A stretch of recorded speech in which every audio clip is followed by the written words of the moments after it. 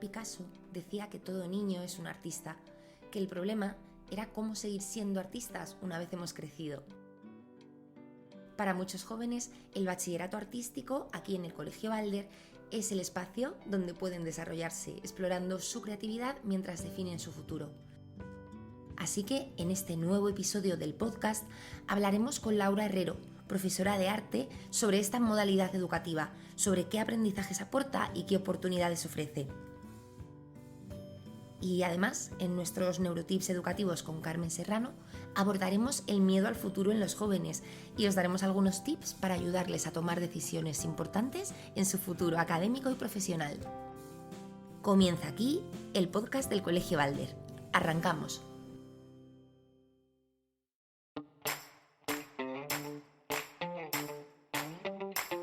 ¿Estás escuchando? Estás escuchando el podcast del Colegio Balder, El podcast del Colegio Balder.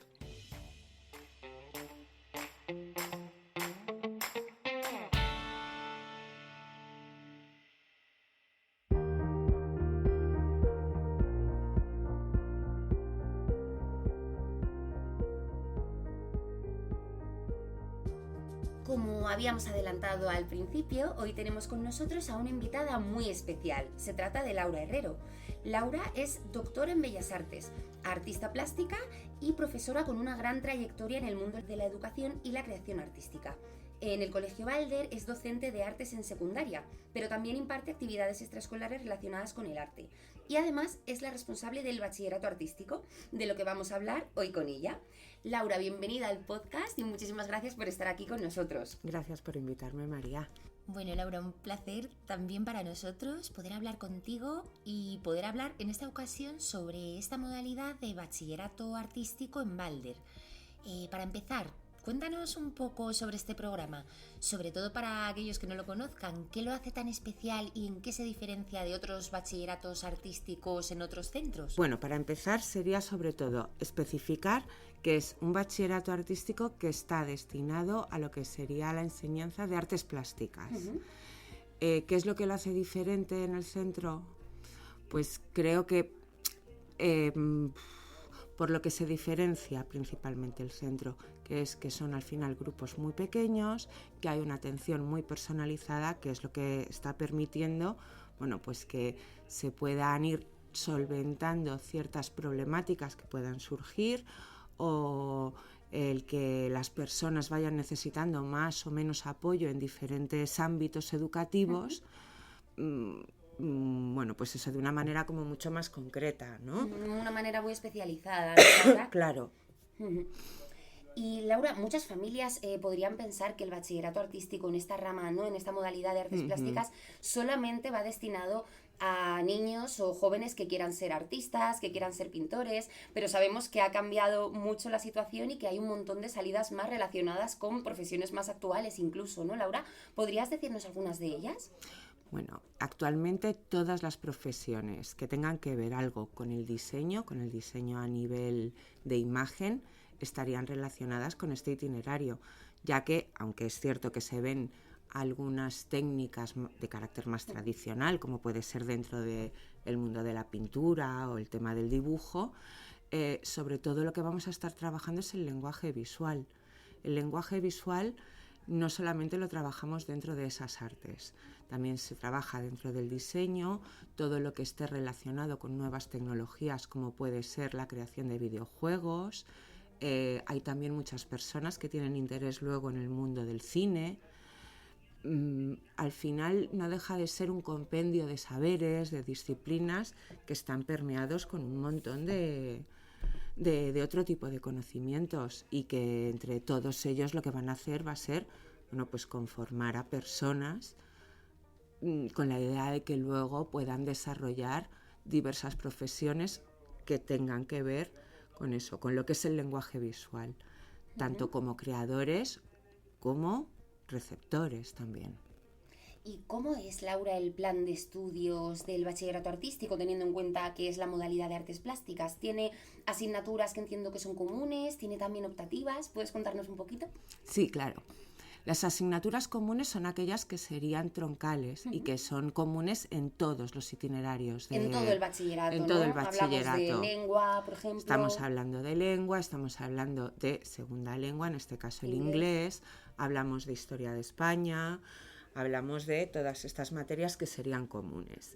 En el caso del itinerario en el centro, se cursan cada año 2 materias, que son aquellas que configuran el itinerario, y se oferta también una que es de carácter optativo. En el caso de primero de bachillerato, actualmente se estarían cursando dibujo artístico 1, proyectos artísticos y cultura audiovisual. Y en el caso del segundo curso serían dibujo artístico 2, diseño y fundamentos artísticos. Dibujo artístico, tanto en su primer año como en el segundo, implica sobre todo los conocimientos básicos de lo que sería el dibujo académico, o sea, aprender a dibujar a partir de aquello que vemos, un dibujo del natural. En proyectos artísticos, que es también en primero de bachillerato, se desarrollan trabajos de carácter mucho más personal.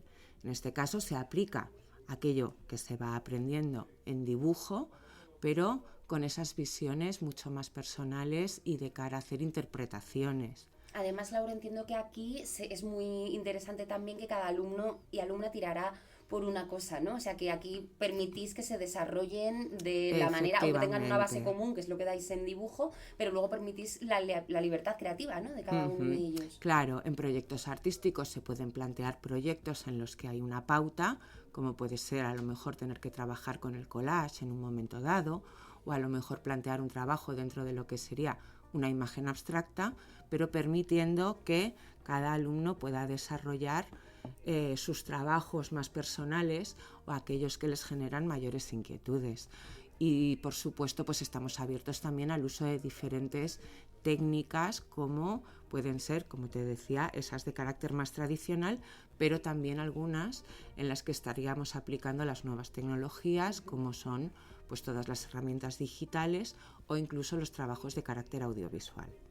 Tenemos también, que habías hablado, cultura audiovisual como asignatura en primero, ¿no, Laura? En primero, efectivamente. En cultura audiovisual sobre todo se trabajan pues todo lo que sería esa base del lenguaje visual, pero aplicado sobre todo a fotografía, a cine, a cómic, a diferentes aplicaciones en las que utilizando la imagen y muchas veces también la palabra o incluso el sonido generamos otro tipo de obras. Es muy interesante, Laura, esto que cuentas, porque además yo creo que al final muestra que este bachillerato tiene un enfoque multidisciplinar, ¿no? Como bien dices, que les va a permitir a los alumnos pues no solamente dedicarse al mundo de las artes plásticas, que también, sino también a introducirse en todo este mundo del cine, de las series, el mundo audiovisual, el mundo del diseño. O sea, que al final es algo muy completo. Es algo muy completo y que la idea es que además sirva de base o de complemento para futuras profesiones, de las que incluso hay algunas que a lo mejor ahora mismo ni siquiera existen. ¿No? Profesiones que no existen y en las que además cada vez es más necesario pues poner en práctica todas estas habilidades creativas que se adquieren en este bachillerato, que además, como antes contabas, Laura, los alumnos tienen la posibilidad de desarrollar sus propios proyectos personales. ¿Puedes mencionarnos o describirnos alguno de ellos? A ver, realmente siempre son interesantes. En función del proyecto que se plantee, va a haber personas a lo mejor que les pueda resultar más o menos llamativa una cierta pauta, o que pues se salgan a lo mejor más o menos del tema para tratar de adaptarlo a sus intereses. Pero bueno, desde hace unos años estamos trabajando bastante con el tema de los fanzines y creo que es uno de esos formatos donde los alumnos se sienten más cómodos. Primero porque es algo que en principio además es bastante fácil, ya que se busca también un poco pues toda esta cultura del reciclaje, de trabajar con elementos dentro de lo cotidiano, incluso que tenga ese aspecto un poco poco profesional, como hecho en casa, como muy amateur, y en el que además la elección temática es totalmente libre. Entonces, bueno, pues viendo algunas cositas muy básicas, sobre todo con el tema del collage, el tema de las encuadernaciones, creo que es donde muchas veces los chicos y las chicas se ven más cómodos trabajando. También por eso, porque pueden buscar que la temática sea totalmente propia, incluso, bueno, pues el tratar de mirar el que luego se pudiera hacer algún tipo de reproducción de todos esos elementos de cara a que puedan, pues a lo mejor plantearlo como un regalo que se puede hacer en Navidades a amigos y familiares.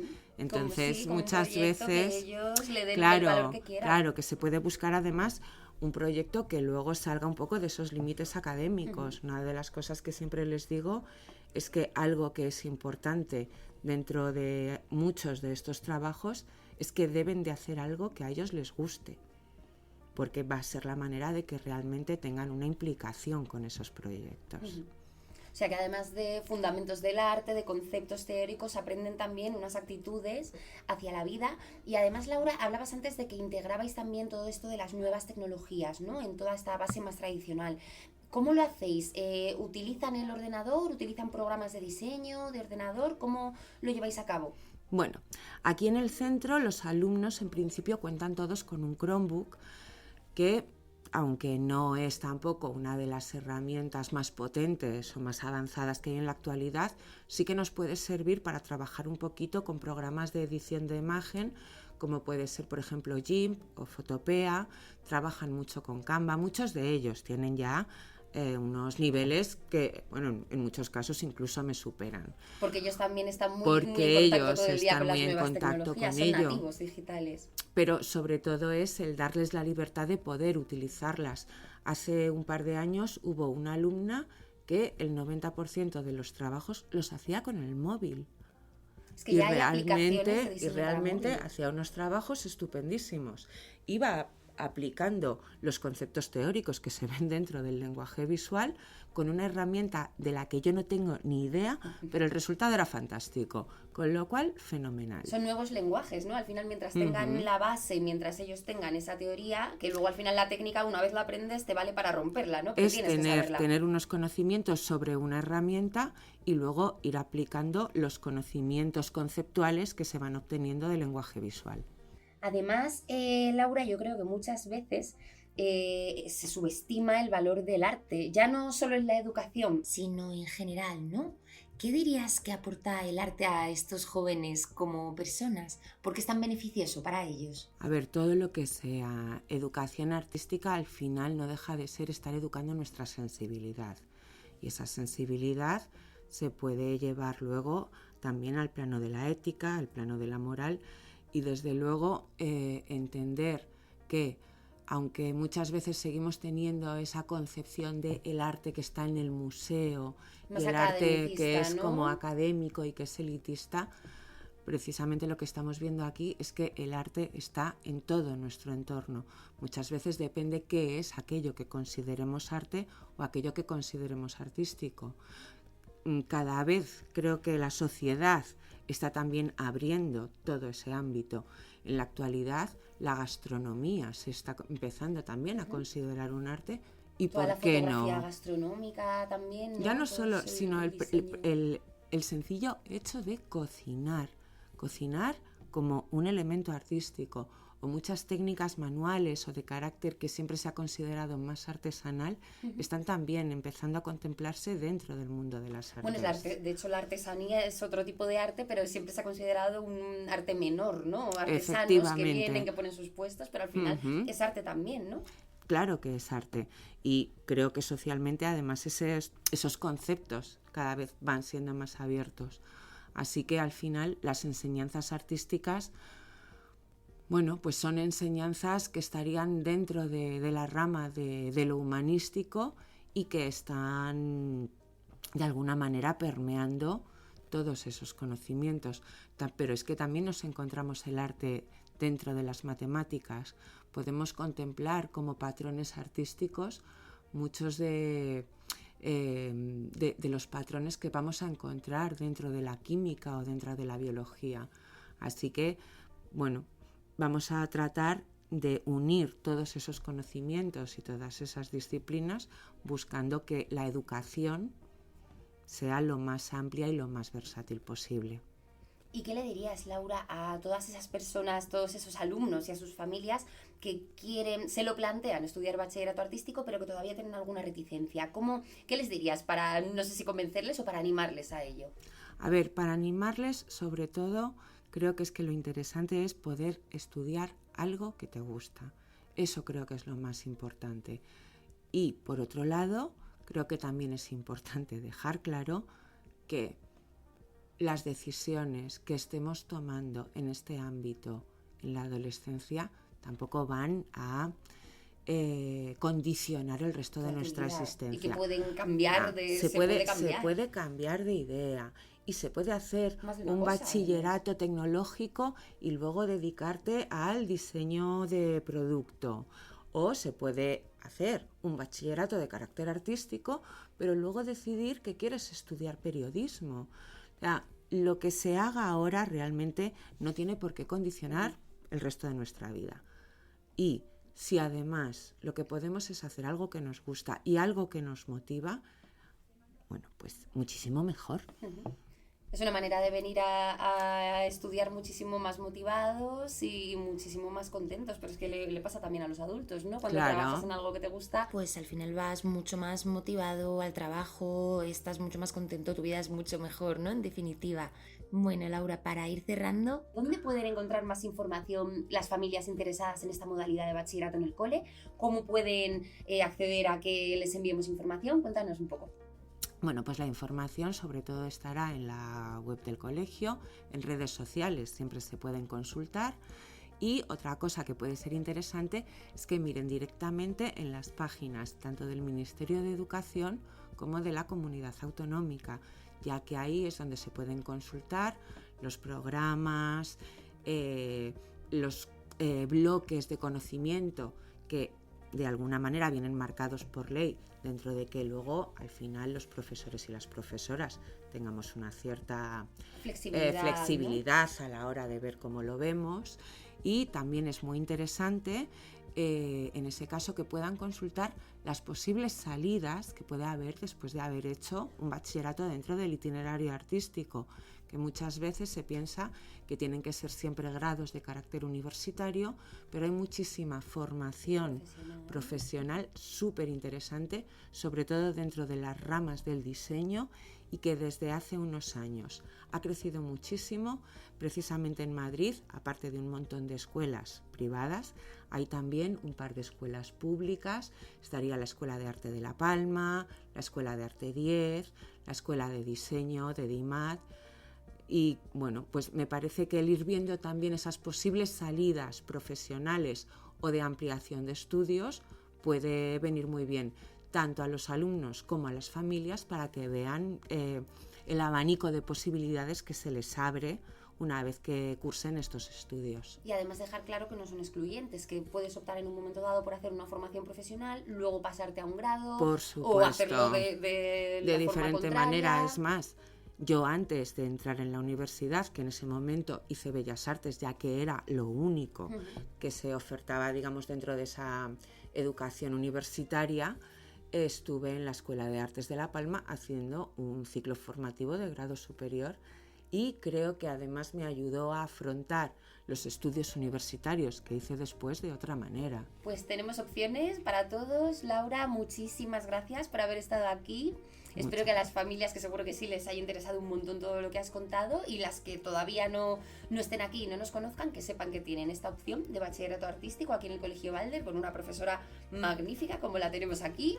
Así que muchísimas gracias, Laura, un placer. Gracias a ti, María.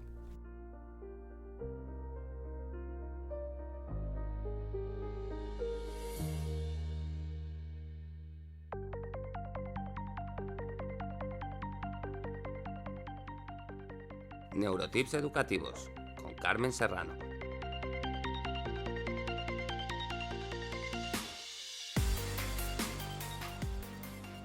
Bien, pues hoy en los Neurotips Educativos hablamos de un tema que muchos estudiantes enfrentan, la ansiedad al elegir qué estudiar y cómo la neurociencia puede ayudarnos a entender mejor este proceso. Para ello tenemos, como siempre, y con nosotros a Carmen Serrano, nuestra experta en neuroeducación. Bienvenida, Carmen. Hola, buenos días, María. Buenos días, Carmen. Pues muy contenta de estar aquí contigo. Además, hemos hablado antes con Laura del bachillerato artístico, que es una opción que tiene cada vez más asiduos, ¿no? Y que en el cole aquí la estamos fomentando desde el año 2012, pero vamos a hablar de algo que tiene mucho que ver, ¿no? Y es esta parte vocacional que es muy importante en la adolescencia, ¿no, Carmen?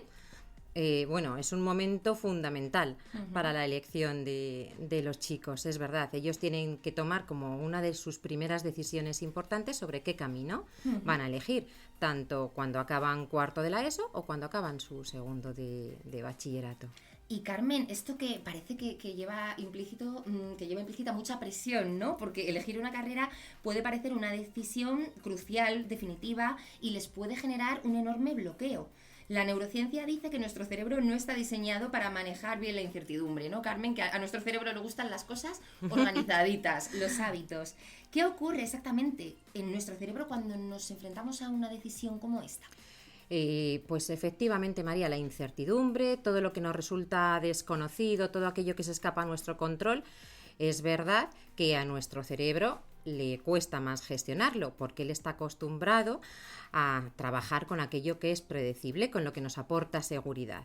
Y entonces, ¿qué es lo que pasa? Que en este punto de incertidumbre, ¿no? De no saber qué es lo que va a pasar, se activa la amígdala, que ya sabemos que es el centro, ¿no? De nuestras emociones. El procesamiento emocional, que además hemos hablado siempre, Carmen, de que la adolescencia está muy reactiva, ¿verdad? Está muy reactiva, pero ¿qué va a generar esta amígdala ante esta situación de incertidumbre, de no saber qué va a pasar conmigo?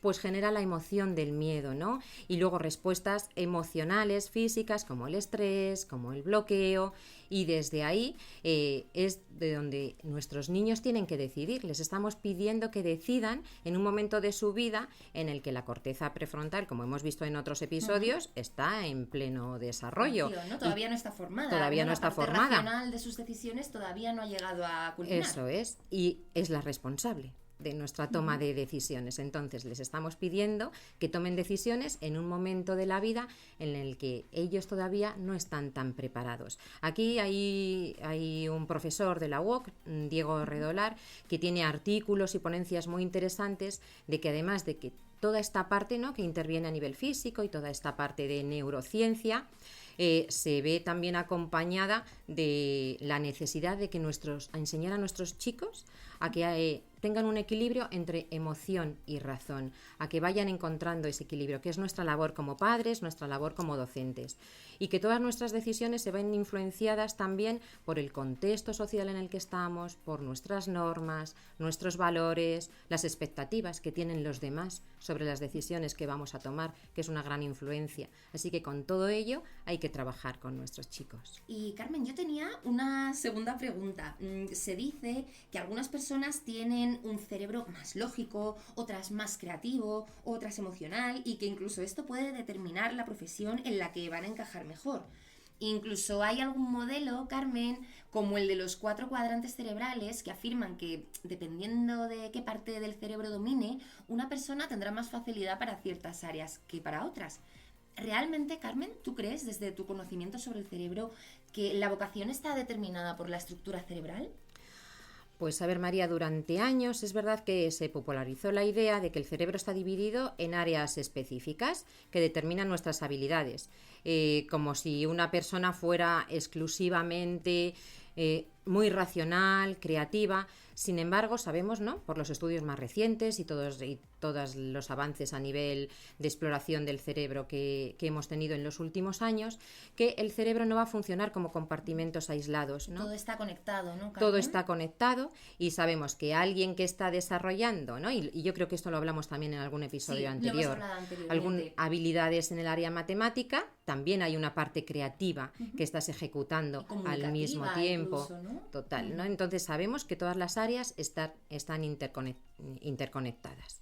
que no podemos decir que alguien solo sea artista o que alguien solo sea bueno en una cosa, ingeniero, ¿no? Matemático, porque cada vez que realizamos una tarea, el cerebro va a activar múltiples regiones cerebrales. Ya no está clara la división como antes teníamos antiguamente, ¿no? Incluso desde la psicología, hemisferio derecho, X habilidades, hemisferio izquierdo, X habilidades. Así, la idea de que naces con un tipo de cerebro que te predestina a una carrera es un mito que ya ha desmontado la neurociencia. Es verdad, María, que podemos asegurar que no hay una relación rígida entre un tipo de cerebro, como hemos dicho, y un tipo de profesión. De hecho, los resultados indican que la actividad neuronal, pues eso, va variando en función de la tarea que se está realizando, casi más de la tarea que se realiza que de la personalidad previa que tengamos. Y este concepto de neuroplasticidad cerebral es en el que se ha ido trabajando en los últimos años, en el que hay muchos avances al respecto, que no nacemos con un destino profesional que está escrito en nuestro cerebro, que ello forma parte de muchas más variables a lo largo de nuestra vida y que esas habilidades van evolucionando y se van desarrollando a lo largo de toda nuestra vida. Además, Carmen, que sabemos que eso se puede cambiar, ¿no? Que hay muchos casos de personas incluso que en su vida más adulta han decidido empezar una segunda carrera, o sea, que ni siquiera nada es determinante, totalmente. Todo puede complementarse. A pesar de esto, Carmen, la ansiedad por el futuro es una de las mayores preocupaciones de estos estudiantes. Enfrentar la incertidumbre pues les genera miedo y a veces, como decíamos antes, se bloquean totalmente, ¿no? ¿Cómo podemos ayudarles a tomar esa decisión, Carmen, sin sentir esa angustia constante? Bueno, la ansiedad ante el futuro la tienen ellos, ¿no? Y la tenemos todos. Nosotros también, ¿no? Los adultos. Es una ansiedad normal. Nuestro cerebro se pone en alerta porque no tiene toda la información, no sabe lo que nos va a pasar. Y entonces, para reducir este estrés, la mejor estrategia es dar datos a nuestro cerebro.